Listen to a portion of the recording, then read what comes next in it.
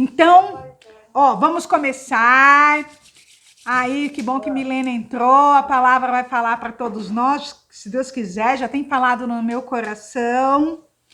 Então, vamos pedir a direção do nosso Senhor para esclarecer a sua palavra. Senhor Deus, te louvamos, Senhor, por essa noite, te louvamos por esse encontro, te louvamos pela tua palavra que vai ser lida e explanada. Que teu Santo Espírito venha nos revelar os teus mistérios, os teus segredos, Senhor, e renovar a nossa fé, alimentar a nossa fé pelas tuas misericórdias. Usa-me, Senhor. Fala aos corações, em nome de Jesus. Amém. Amém, meu povo lindo. Mandei os textos para você. Eu vou pegar aqui, pedir para o meu amigo Hamilton pegar o mouse lá na bolsa para me assessorar, mas enquanto isso a gente vai compartilhar a tela, tá certo? Vamos compartilhar a tela aqui. Tan, tan, tan, tan. Subir aqui. Sem mouse é mais difícil, mas a gente consegue. Aí. Eu clico aqui e vamos caminhando para trás, que aí a gente chega lá. Deixa eu colocar isso mais para cá. Aí, garoto! Enquanto chega o meu bendito mouse que já tá vindo. Esse computador, ele não é muito fácil mexer sem mouse, então, nas minhas... Aí, agora sim! Uhul! Bom, gente linda, o nosso texto vai estar baseado lá em Atos 4. Eu coloquei o texto básico em Atos 4 porque não dava para colocar todo o texto numa tela só e também ia ficar muito lento, muito longo, e o nosso tempo é curto para ler um texto tão grande. Então eu mandei para vocês estarem lendo já o Atos 4, que é o nosso texto básico, tá certo? Onde nós vamos basear o estudo de hoje. E o que fala lá em Atos 4?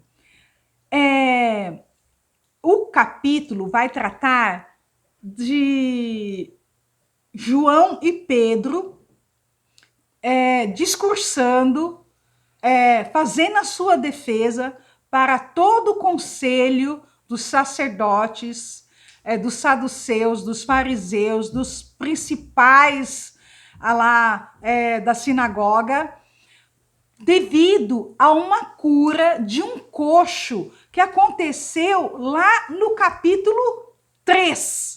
Então, no capítulo 3 de Atos, nós já falamos esse texto aqui, compartilhamos sobre a cura de um homem coxo. Há mais de 40 anos, ele era de nascença, esse problema na perna dele, que ele não conseguia andar, e ele ficava na porta do templo pedindo esmola. E aí, Pedro e João foram ao templo à tarde, na oração das 15 horas, e ao passar por esse deficiente, esse homem coxo, esse homem pede uma esmola. E aí, Pedro fala: não tenho prata nem ouro, mas o que tenho, isso lhe dou. Em nome de Jesus Cristo, o Nazareno, ande. E esse homem andou. E por conta desse milagre, eles foram presos e foram ser interrogados pelos principais do Sinédrio. Aqueles mesmos, Caifás, os mesmos que condenaram Jesus, foram inquirir Pedro e João. Então, tudo isso está lá no capítulo 4, tá certo? No capítulo 4. E aí a gente vai ver o que foi esse discurso. O que Pedro e João alegaram. E aí eu coloquei em cima, né, desse texto alguns questionamentos, tá certo? Coloquei assim: Jesus, o Salvador da humanidade, que está lá em Atos 4:12, diz assim: não há salvação em nenhum outro, pois debaixo do céu não há nenhum outro nome dado aos homens pela qual devemos ser salvos.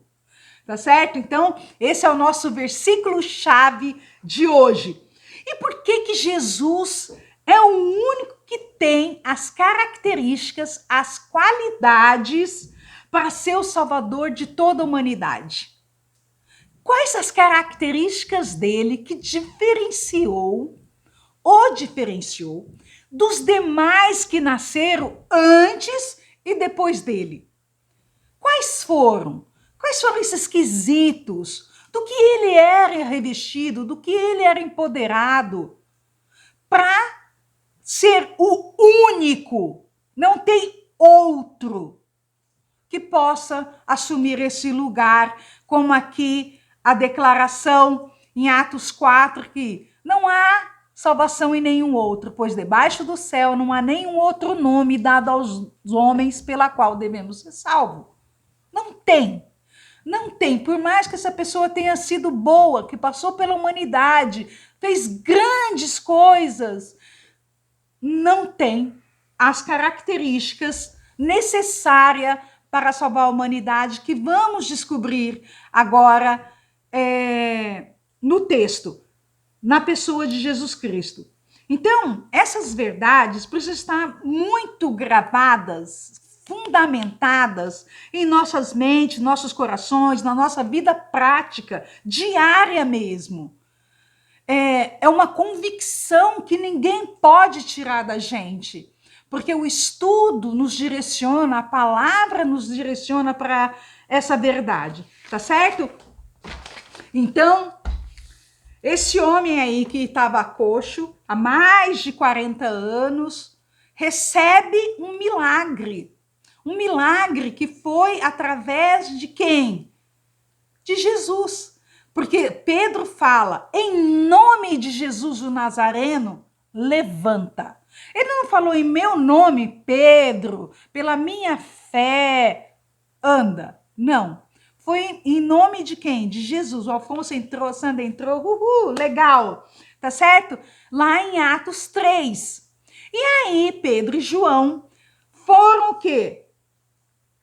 Presos por conta disso.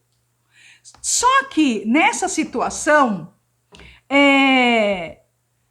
o conselho, o sinédrio, eles, os superiores lá, né, os fariseus, saduceus, Anás, Caifás, toda aquela parentela também estava lá, eles estavam diante de uma situação muito difícil. Sabe por quê, gente? Porque Pedro e João haviam feito um discurso onde mais de 5.000 almas se converteram ao cristianismo. E aí eles ficaram tão preocupados, porque olha, mais de 5.000 homens foram salvos, aceitaram, estavam mudando.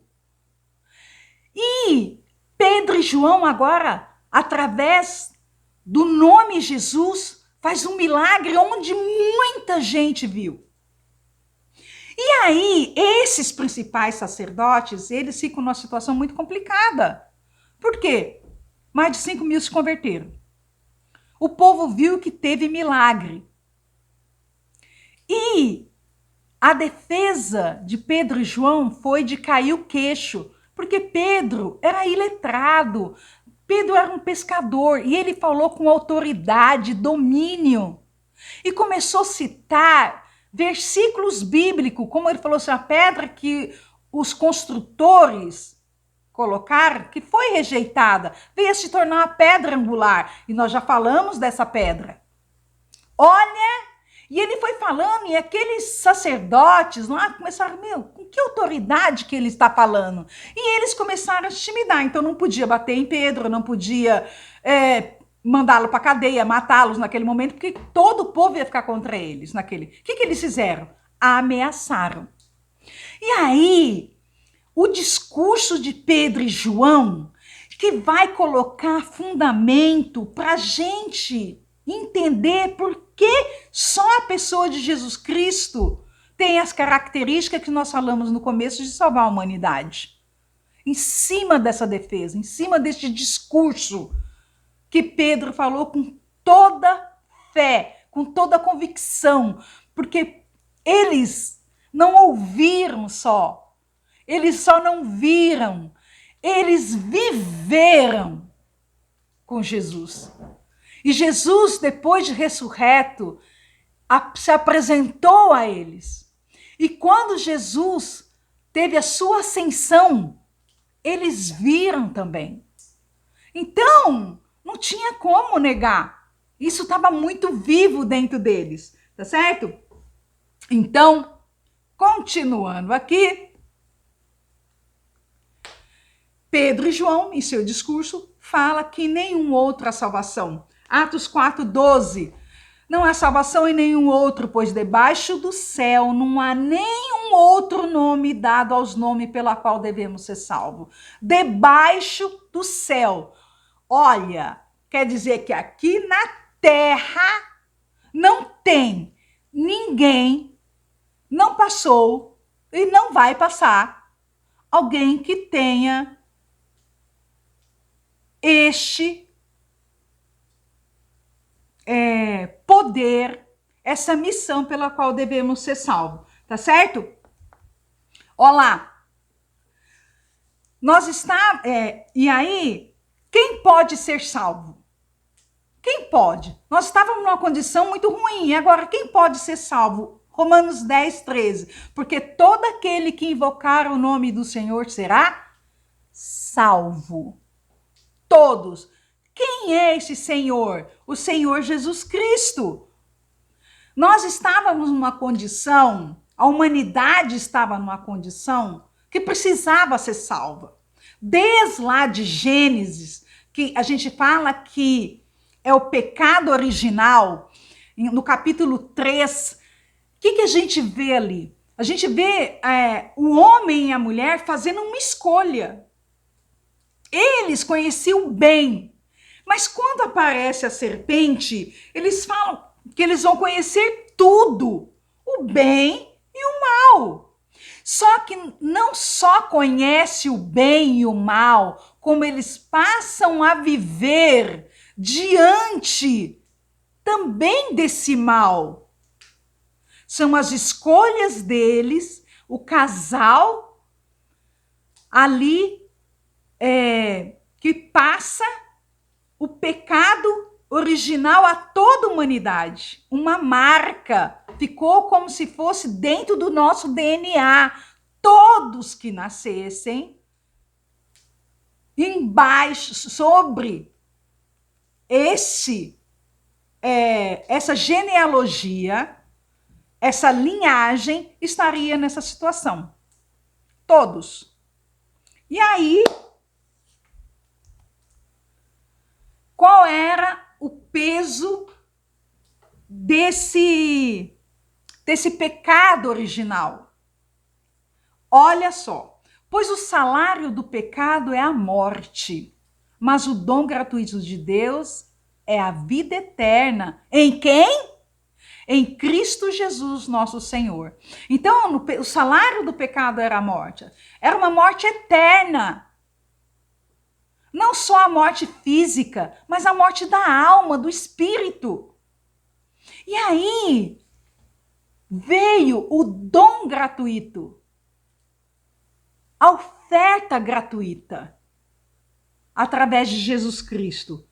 Mas por que não pode ser através de outro também? Por quê?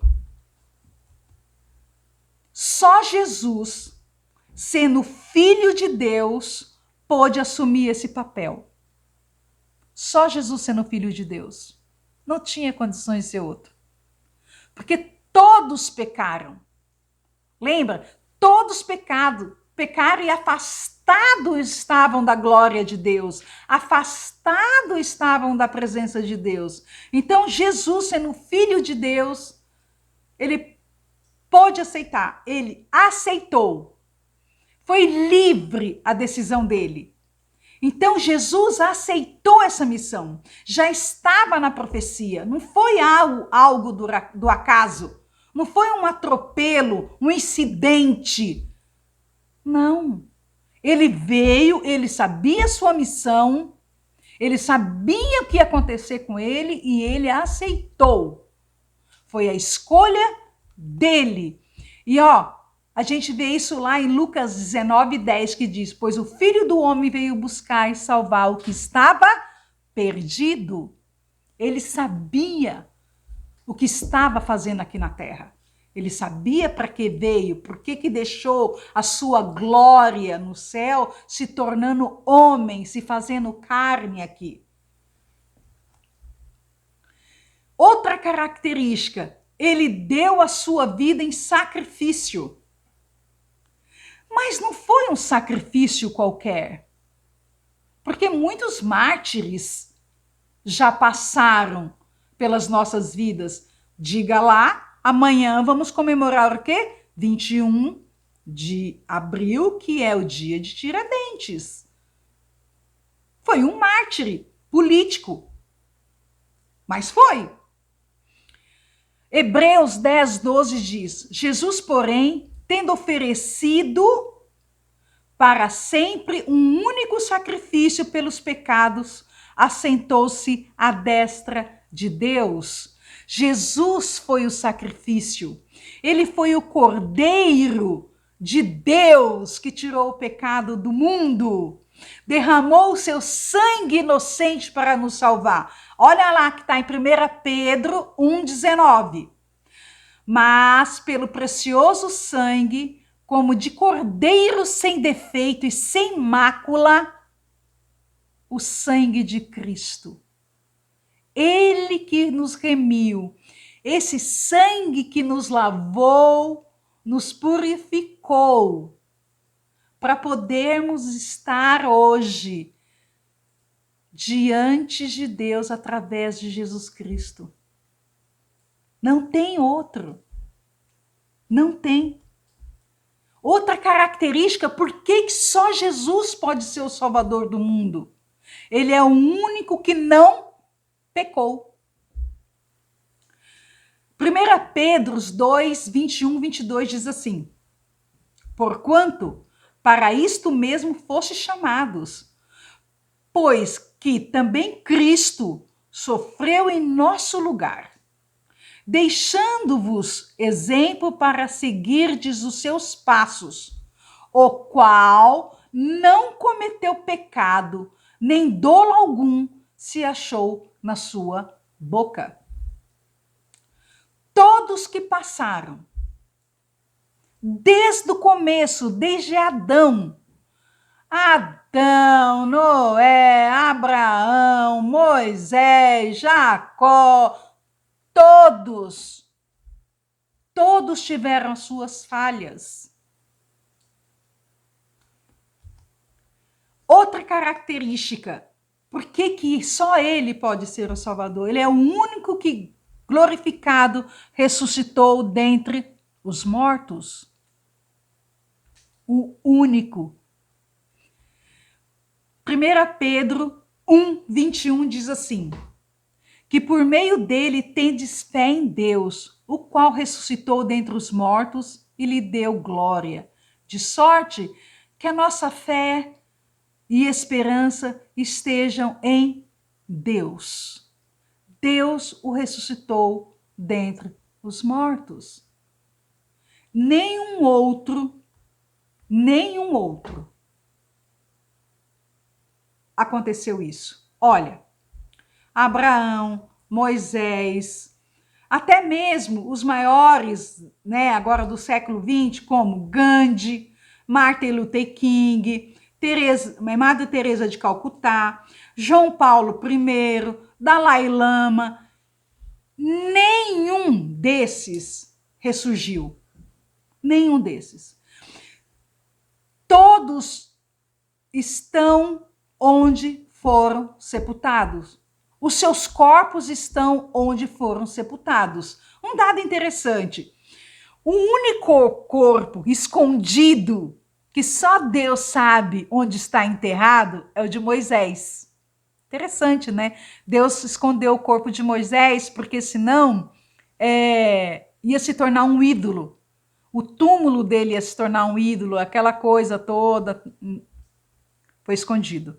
Então, aonde esses foram sepultados, ali estão os seus corpos. Eles foram maravilhosos. Como não falar de Madre Teresa de Calcutá? João Paulo I. Como não falar deles? Martin Luther King. Gente, então todos tiveram um papel importante na humanidade, mas não quer dizer que eles podem salvar alguma alma. Deixaram grandes ensinamentos? Sim! Devemos seguir esses ensinamentos? Sim! Os bons, sim! Mas todos eles não ressurgiram dentre os mortos. E todos eles pecaram de alguma forma. Todos passaram por um processo humano, mas dentro da humanidade cometeram as suas falhas. Mas tem o seu valor? Lógico que tem. Como diz o gaúcho, capaz? Lógico que tem. E outra coisa, além de seus corpos estarem lá, eles estão esperando o julgamento que todos vão ter. Todos vão passar pelo mesmo julgamento que a palavra de Deus fala. Todos nós seremos julgados. Julgados pelo que nós falamos. Isso é verdade. Seremos julgados pela nossa palavra. Tudo que fizemos, vamos dar conta. Não vai passar em branco. Nem para eles e nem para nós. Ninguém tem o poder de salvar a humanidade a não ser Jesus Cristo. Também não pode intermediar ou interceder por nenhum outro. Lá em 1 Timóteo 2, 5, 6 diz assim: porquanto há um só Deus e um só mediador entre Deus e os homens, Jesus Cristo, homem, o qual a si mesmo se deu em resgate por todos. Testemunho que se deve prestar em tempos oportunos. Só há um mediador entre Deus e o homem. Ele fala Jesus Cristo. Não tem outro. Olha, eu sei que em algumas crenças a pessoa morreu, vamos orar pela sua alma. Essa oração pela sua alma é mais um alento, é um alento para quem está fazendo a oração. Porque da onde essa pessoa está, ninguém tira. Não tira. Ninguém tem poder de interferir na alma de outro. Após a morte, não. Mas não tem mesmo. Imagina só. Você tem uma pessoa que, de repente, a alma dela vai para o céu. Ah, mas tinha inimigos aqui. Então, os inimigos vão orar para ele ir para o inferno? Aí a alma dele vai para o inferno porque a oração do outro fez? Não. E se ele também não está num lugar bom, a oração, porque ele está num lugar ruim, fez coisas ruins, não tomou as decisões certas, aí a oração de outra pessoa que está aqui vai tirar ele de lá? Vai não. A Bíblia diz que não vai. E não tem como outro santo, outra pessoa, interceder pela alma de outra pessoa. Nem vivo. Assim, a gente pode orar pela pessoa, mas eu não posso intervir na decisão da pessoa. Não posso. Não tenho esse poder. Eu só posso tomar a decisão para minha vida espiritual. Para a vida de outro, é a palavra de Deus que tem que ser levada. Orar sempre para que Deus vá trabalhando no coração dessa pessoa, para que crie um ambiente para receber a palavra.